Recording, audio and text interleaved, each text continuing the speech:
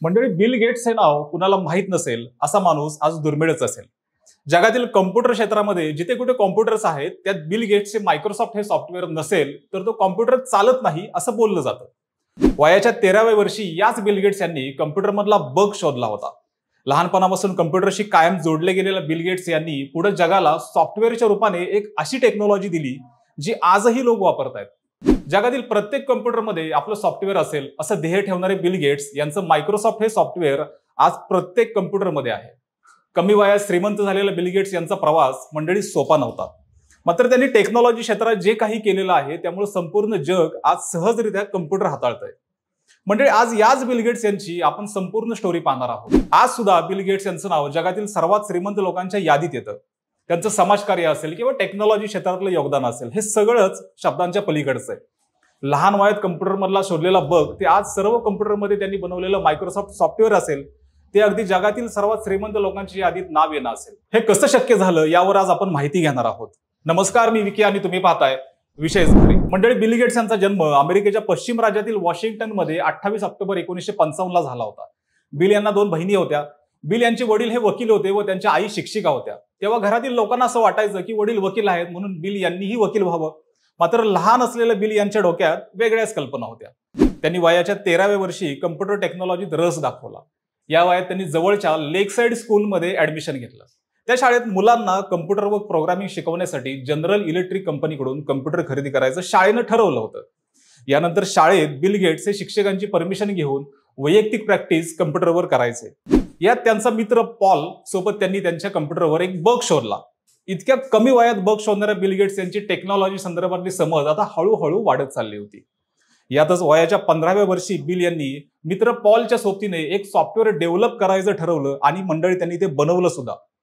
पुढे ते सॉफ्टवेअर त्यांनी $20,000 तेव्हा विकलं होतं। यानंतर पुन्हा त्यांनी अजून एक सॉफ्टवेअर बनवलं जे आधीच्या किमतीपेक्षा जास्त किमतीला त्यांनी विकलं आणि इथेच बिल यांचा करोडपती बनण्याचा रस्ता हा बनत चालला होता। बिल नुसते सॉफ्टवेअर बनवणारे नव्हते तर ते चांगले मंडळी व्यावसायिक सुद्धा बनत चालले होते। यानंतर पुढे काम करत असताना 1975 साली न्यू मेक्सिकोमध्ये बिल यांनी आपल्या मित्रासोबत म्हणजेच पॉल सोबत मायक्रोसॉफ्टची स्थापना केली। मंडळी, हेच मायक्रोसॉफ्ट आहे ज्यांनी कॉम्प्युटर क्षेत्रामध्ये एक मोठी क्रांती घडवून आणली। आता त्यांच्या मायक्रोसॉफ्टचा प्रवासही आपण जाणून घेऊयात। 1974 साली बिल गेट्स यांचा मित्र पॉल याच्या हाती एक पुस्तक आलं। त्यात जगातल्या मिनी कॉम्प्युटर अल्ट्रेट 8800 कॉम्प्युटरची घोषणा केली होती। पॉलने ते मॅगझिन बिल यांना दाखवलं। यानंतर दोघांनी असं ठरवलं की जर जगातील लोकांनी हा कॉम्प्युटर वापरला तर लोकांचं काम सोपं होणार आहे, कारण तेव्हा जे कॉम्प्युटर होते ते ऑपरेटिंगला थोडे अवघडही होते। त्यानंतर बिल व पॉल यांनी हा कॉम्प्युटर बनवणाऱ्या कंपनीशी संपर्क साधला व त्यांना सांगितले की आम्ही असं सॉफ्टवेअर आता बनवतोय जे तुमच्या कामी येईल। कंपनीचे मालक रॉबर्ट यांनाही अशाच सॉफ्टवेअरची गरज होतीच। यानंतर त्यांनी भरपूर काम करून एक सॉफ्टवेअर बनवलं। यानंतर 1975 ला पॉल हे ते सॉफ्टवेअर टेस्ट करायला गेले होते व ते टेस्ट करताना असं कळलं की तो मिनी कॉम्प्युटर या सॉफ्टवेअरमुळे चांगला चालतोय। हे मोठं यश बिल व पॉलसाठी होतं आणि यानंतरच मंडळी 1975 साली बिल यांनी मित्रासोबत मायक्रोसॉफ्टची स्थापना केली।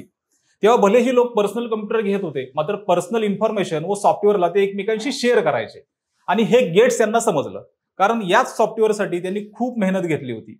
यानंतर बिल गेट्स यांनी जगभरातील हा मिनी कॉम्प्युटर वापरणाऱ्यांना एक पत्र प्रसिद्ध सुद्धा केलं की बिना सॉफ्टवेअर खरेदी करताय तुम्ही हे सगळं तर त्याचा वापर करणं हे नवीन सॉफ्टवेअर बनवण्यासाठी आम्हाला अडचणीचं होतंय। मात्र याकडे त्या लोकांनी लक्ष दिलं नाही, यामुळे ते थोडेसे नाराज सुद्धा झाले।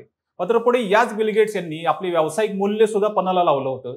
ते कसं या पुढच्या उदाहरणातून आपण समजून घेऊया। 1979 साली या कंपनीचे ऑफिस न्यू मेक्सिको वरून वॉशिंग्टन राज्यात शिफ्ट झाले। मात्र 1980 ला अमेरिकेची एक मोठी कंपनी IBM स्वतः बनवत असलेल्या कॉम्प्युटरसाठी एक सॉफ्टवेअर शोधत होती। मात्र त्यांची अडचण अशी होती मंडळी की त्यांना पर्सनल कॉम्प्युटर चालवण्यासाठी ऑपरेटिंग सिस्टीम त्यांच्याकडे नव्हती। याच दरम्यान IBM ला मायक्रोसॉफ्ट बद्दल माहिती समजली आणि त्यांनी बिल गेट्स यांना बोलावून त्यांच्या कॉम्प्युटरसाठी पर्सनल प्रोग्राम डेव्हलप करायला ऑफर केलं। मात्र तेव्हा मायक्रोसॉफ्टकडे कोणताही असा OS नव्हता। मात्र काहीच कालावधीत मायक्रोसॉफ्टला 86 DOS नावाची ऑपरेटिंग सिस्टीम मिळाली। यानंतर मायक्रोसॉफ्टने यालाच MS DOS च्या नावाने IBM ला ते ऑफर केलं। IBM लाही ते चांगलं वाटलं होतं। मात्र IBM ने बिल गेट्स यांना या सॉफ्टवेअरचा सोर्स कोड हा विकत मागितला। यावर बिल गेट्सनी त्याला विरोध केला, कारण जे सॉफ्टवेअर बनवले ते प्रत्येक कॉम्प्युटरमध्ये इन्स्टॉल झाल्यावर त्या प्रत्येक कॉम्प्युटर मागे त्यांना प्रॉफिट हवंय असं त्यांनी सांगितलं होतं आणि ते नंतर सक्सेसही झालं। यानंतर बिल यांनी हीच पद्धत सगळीकडे वापरली आणि तेव्हापासून अगदी 1983 पर्यंत बिल गेट्स यांचे सॉफ्टवेअर जगातील 30% कम्प्युटरमध्ये वापरले तेव्हा गेले होते. मात्र या सगळ्या प्रवासात बिल यांचा मित्र पॉल याला कॅन्सर झाला आणि त्यानं बेड रेस्ट घेतली. बिल गेट्स तेव्हा मायक्रोसॉफ्टचे प्रेसिडेंट होते व पॉल व्हाईस प्रेसिडेंट होते. पॉल नंतर बरे सुद्धा झाले, मात्र आरामासाठी त्यांनी कामाचा वेग हा कमी केला. बिल यांनी सर्व जबाबदारी नंतर एकट्याने पाहिली व यानंतर मात्र 1987 साली पहिल्यांदाच बिल गेट्स यांचे नाव फोर्ब्सच्या यादीत सर्वात श्रीमंत व्यक्तीच्या यादीत हे पहिल्यांदा आलं आणि इथूनच बिल गेट्सने मागे वळून पाहिलं नाही. 1995 पासून ते 2017 पर्यंत ते जगातील सर्वात श्रीमंत व्यक्ती ते बनले होते. 2017ला मात्र अमेझॉनचे संस्थापक जेफ बेझोस ने बिल गेट्सला मागे टाकून जगातील सर्वात श्रीमंत व्यक्तीचे स्थान पटकावले होते. फोर्ब्सच्या एका माहितीवरून बिल गेट्स $106 अब्ज संपत्तीसह जगातील 6वे श्रीमंत व्यक्ती त्यावेळी बनले होते. पुढे मंडळी बिल गेट्स यांना मात्र काही संकटांचाही सामना करावा लागला होता आणि ती संकटे व्यावसायिक तर होतीच, मात्र काही कायदेशीर सुद्धा होती. ज्या IBM कंपनीला बिल मायक्रोसॉफ्ट सॉफ्टवेअर पुरवत होते त्या IBMने बिलचे सॉफ्टवेअर बंद करून स्वतःचे चालू केले. यामुळे बिल यांचं नुकसान झालंच व IBMने मायक्रोसॉफ्टच्या कमी किमतीत जगभर स्वतःचे सॉफ्टवेअर सुद्धा विकायला सुरुवात केली होती. यातच बिल गेट्स हे त्यांच्या सॉफ्टवेअरमध्ये काही एक्स्ट्रा चार्जेसही लावतायत. यावरून त्यांना कोर्टात विचारणाही झाली होती, तिथेही त्यांना त्रास झाला. मात्र यातला तो एक्स्ट्रा चार्ज बिल यांनी नंतर कमी केला होता. या संकटातून बाहेर आल्यावर बिल यांनी मात्र ठरवलं की आता ताकदीने सगळं ओढून आणायचं. बिल यांनी IBM कंपनीपेक्षा कमी किमतीत मायक्रोसॉफ्टचे सगळे सॉफ्टवेअर्स विकायला सुरुवात केली आणि बिल यांचे कमी झालेलं मार्केट पुन्हा वर आलं. बिल हे फक्त टेक्निकली स्ट्रॉंग नव्हते, तर व्यावसायिक मूल्य सुद्धा त्यांनी वेळोवेळी ही अपग्रेड केली होती. यातच त्यांच्या कंपनीमध्ये लोक वाढत गेले. मंडळी बिल यांनी 1985 साली विंडोज 1.0 लॉन्च केलं. यावर पुन्हा काम करत 1995ला विंडोज 95 लॉन्च केलं. तोपर्यंत जगभरात कम्प्युटर नुकतेच येत होते. मात्र 2000 साल उजाडलं आणि कम्प्युटर क्षेत्रात एक मोठा बदल झाला. एरवी महाग असणारे कम्प्युटर यानंतर मात्र लोकांच्या घरी येऊ लागले होते. त्यापूर्वी हे कम्प्युटर्स फक्त पर्सनल कामाला वापरता यायचे. 2000 साली जगात कम्प्युटरचा बोलबाला हा सुरू झाला होता आणि जगातील 80% कम्प्युटर्समध्ये मंडळी बिल यांच्या मायक्रोसॉफ्टचा लोगो दिसायला लागला. सहज सोपं आणि तितकंच सर्व क्षेत्रातील लोकांना वापरता येणारे हे बिल गेट्स यांचे सॉफ्टवेअर, यामुळे अनेक जणांनी कम्प्युटर्स खरेदी केले होते. मात्र यानंतर बिल गेट्सनी समाजकार्य करायला सुरुवात केली. जगात जिथे कुठे समाजकार्य म्हणून जागा असेल तिथे बिल गेट्स स्वतःच्या पत्नीसह त्या जागी पोहोचले आणि आपल्या संपत्तीचा बराचसा भाग लोकांना दान केला.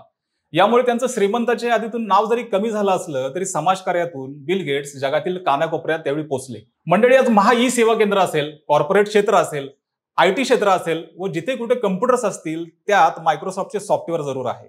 आज जग कम्प्युटर चालवतंय, तेही अगदी सहज.